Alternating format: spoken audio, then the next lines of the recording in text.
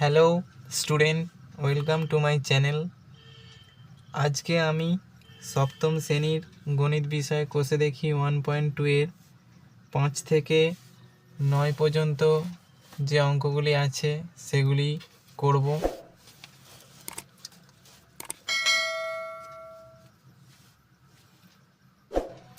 এর আগে পার্ট 1-এর ভিডিওতে আমি 1 থেকে 4 পর্যন্ত অঙ্কগুলি করেছিলাম। তোমরা যারা সেই ভিডিওটি এখনও দেখোনি তারা অবশ্যই দেখে নেবে, প্লেলিস্টে ভিডিওগুলি দেওয়া আছে। তো চলো আজকের অঙ্ক শুরু করা যাক। 5-এর দাগেরটি কি বলছে দেখো। আমার স্কুলের খাতার দাম ছিল 10 টাকা, এখন সেই খাতা আমি 12 টাকায় কিনি। হিসাব করে দেখি খাতার দাম শতকরা কত বেড়েছে। তো অঙ্কটা পড়ে যেটা বোঝা যাচ্ছে যে আগে খাতার দাম ছিল 10 টাকা, এখন সেই খাতাটার দাম হয়েছে 12 টাকা। তার মানে খাতার দাম 2 টাকা বেড়েছে, কিন্তু 2 টাকাটা যে বেড়েছে সেটি 10 টাকার ওপরে বেড়েছে, কিন্তু চেয়েছে এখানে শতকরা। তাহলে 100-র ওপর কত বেড়েছে সেটি আমাকে নির্ণয় করতে হবে। তো আমি লিখছি আগে খাতার দাম ছিল সমান 10 টাকা, এখন খাতার দাম হলো 12 টাকা।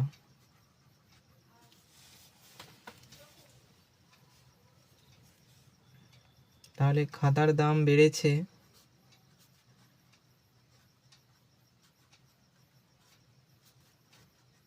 12 বিয়োগ 10 সমান 2 টাকা।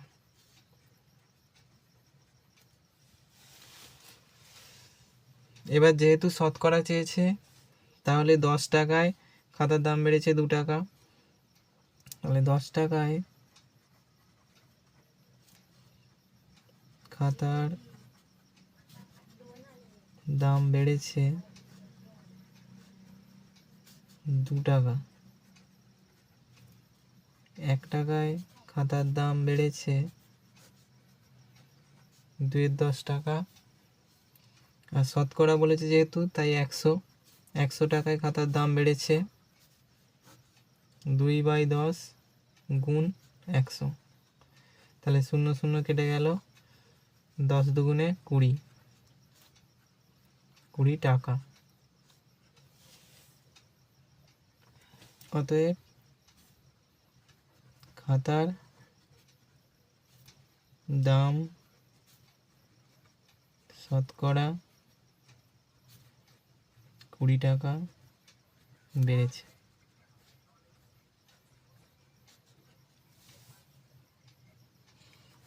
এরপরে 6-এর অঙ্কটি দেখো।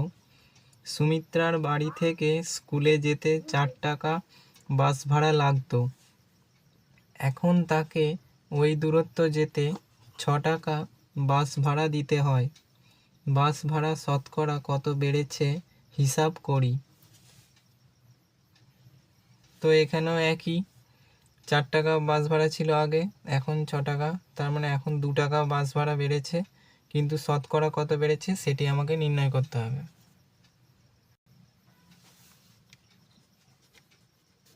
তাহলে সুমিত্রার স্কুলে যেতে আগে বাস ভাড়া লাগতো সমান 4 টাকা।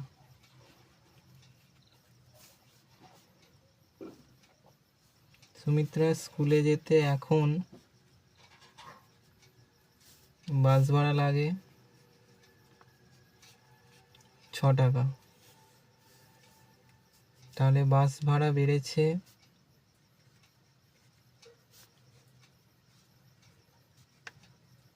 সমান 6 বিয়োগ 4 টাকা সমান 2 টাকা।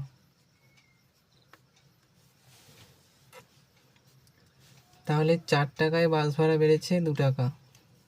তাহলে 4 টাকায় বাস ভাড়া বেড়েছে 2 টাকা।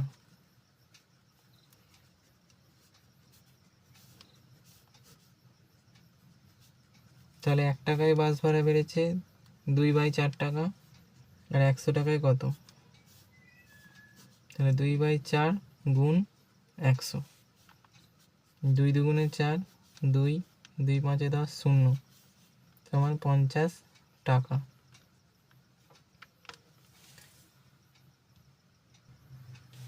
অতএব বাস ভাড়া শতকরা বেড়েছে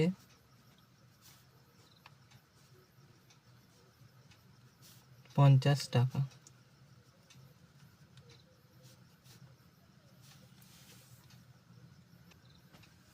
এরপরে 7 অঙ্কটি দেখো। চিনির দাম বাড়ার জন্য আগে 125 টাকায় যে পরিমাণ চিনি কিনতাম, এখন 150 টাকায় সেই পরিমাণ চিনি কিনি। এখন চিনির দাম শতকরা কত বেড়েছে হিসাব করে দেখি। তো এটিও একই অঙ্ক।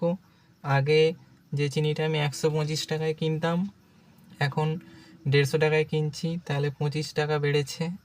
কিন্তু সেটা 125 টাকায় 25 টাকা বেড়েছে, তাহলে 100 টাকায় কত বেড়েছে সেটি আমাকে নির্ণয় করতে হবে। তাহলে আমি লিখেছি, দেখো, আগে চিনি কিনতাম 125 টাকায়, এখন চিনি কিনি 150 টাকায়। তাহলে চিনির দাম বেড়েছে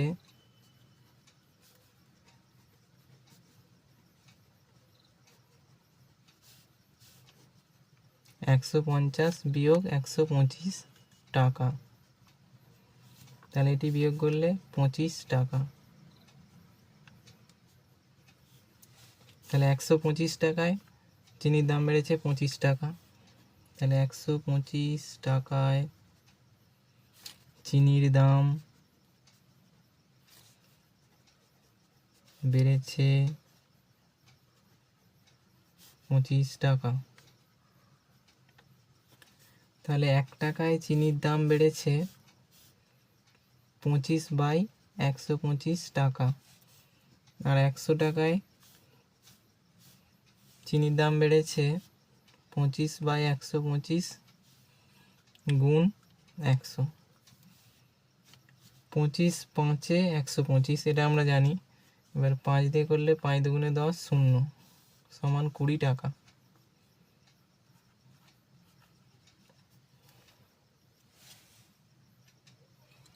অতএব এখন চিনির দাম শতকরা 20 টাকা বেড়েছে। এরপরে 8 অঙ্কটি দেখো। রোজিনা একদিনে 90টি অঙ্ক করেছে। শেফালি ওই সময়ে 65টি অঙ্ক করেছে। ওই সময়ে রোজিনা শেফালির থেকে শতকরা কত বেশি অঙ্ক করেছে দেখি। শেফালি ওই সময়ে রোজিনার থেকে শতকরা কত কম অঙ্ক করেছে হিসাব করেই। তাহলে এটিও একই অঙ্ক। রোজিনা 90টি অঙ্ক করেছে একদিনে, সেই সময় শেফালি 65টি করেছে।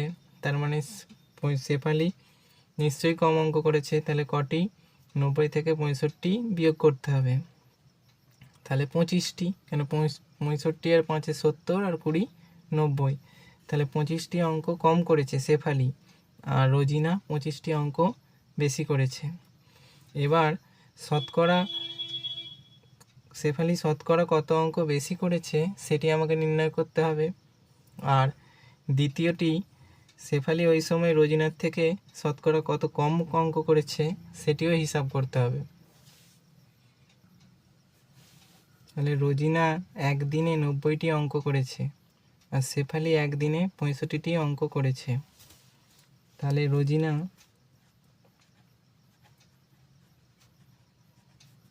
একদিনে বেশি অঙ্ক করেছে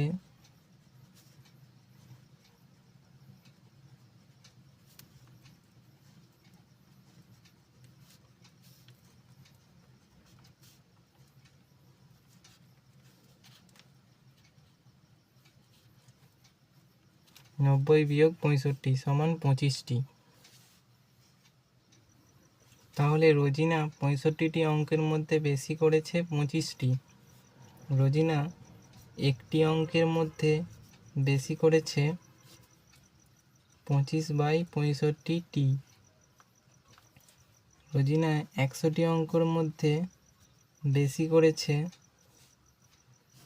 25/65 গুণ 100। তাহলে 5 দিয়ে কাটলে 5 5 25, 5 13 65। তাহলে ওপরে থাকছে 5 গুণিত 100 মানে 500, আর নিচে থাকছে 13।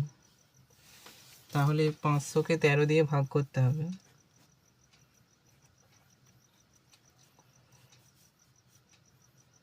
13 কে 13, 13 দুগুণে 26, 13 তিনে 39। 9 একে 10 শূন্য, হাতে 1, 3 একে 4 একে 5, 110। 13 8 104, 4 আর 6 10। তাহলে উত্তরটি হবে 38 পূর্ণ 6 13। অতএব রোজিনা শেফালির থেকে শতকরা 38 পূর্ণ 6 13টি অঙ্ক বেশি করেছে। একইভাবে শেফালি 90টি অঙ্কের মধ্যে কম করেছে 25টি। শেফালি একটি অঙ্কের মধ্যে কম করেছে 25/90টি। শেফালি 100টি অঙ্কের মধ্যে কম করেছে 25/90 গুণ 100। তাহলে 0 0 কাটলো, ওপরে থাকছে 25 আর 10, তার মানে 250/9। তাহলে 250কে 9 দিয়ে ভাগ করতে হবে। 9 দুগুণে 18, 8 আর 7 15, 7 0 70, 9 7 63, 7 সমান 27 পূর্ণ 7 9টি।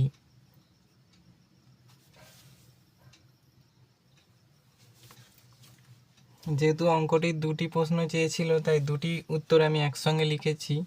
অতএব ওই সময়ে রোজিনা শেফালির থেকে শতকরা 68 পূর্ণ 6 13টি অঙ্ক বেশি করেছে, এবং শেফালি ওই সময়ে রোজিনার থেকে শতকরা 27 পূর্ণ 7 9টি অঙ্ক কম করেছে। এরপরে 9 অঙ্কটি দেখো। নিচের মোট ছোট ঘরগুলির 10% ঘরে লাল রং ও 40% ঘরে হলুদ রং দিই। তো এই ছকটার মধ্যে কতগুলি ঘর আছে সেটি আমাকে প্রথমে গুনতে হবে। তাহলে 1 2 3 4 5, তাহলে আমি এই দিকে গুনবো, আবার এই দিকে কতগুলো ছক আছে গুনবো, দিয়ে দুটি সংখ্যাকে গুণ করে দেবো। তাহলে এই দিকে আছে 1 2 3 4 5, 1 2 3 4 4টি। তাহলে 5 গুণ 4, তার মানে 4 5 20টি।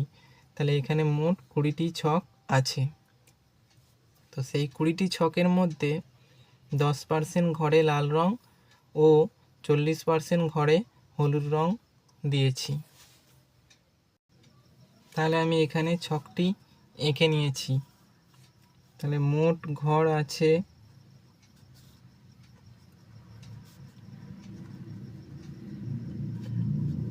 20টি। লাল রং দিয়েছি,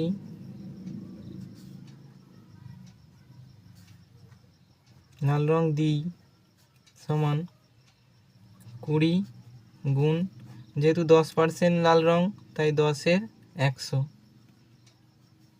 0 0 0 0, তাহলে 2টি। তাহলে ছকটির মধ্যে 2টি ঘরে লাল রং। হলুদ রং দিই,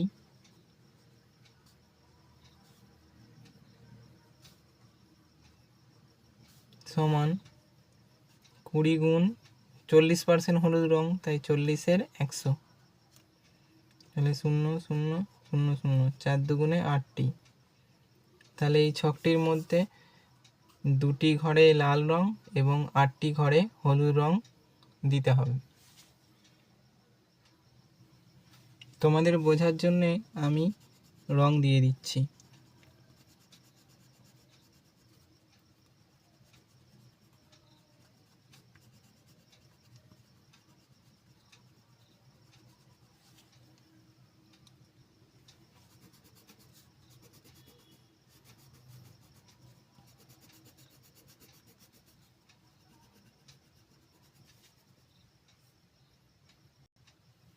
দেখো এখানে লাল রং দিয়েছি 2টি ঘরে, 1টি 2টি, আর হলুদ রং দিয়েছি 8টি ঘরে, 1 2 3 4 5 6 7 8। বন্ধুরা তাহলে কষে দেখি 1.2 এর অঙ্কগুলি আমি পার্ট 1 এবং পার্ট 2 দুটি ভিডিওর মাধ্যমে করে দিয়েছি। তোমরা কোন অঙ্কটি বুঝতে পারলে না সেটি কমেন্ট বক্সে জানাবে। এরপরে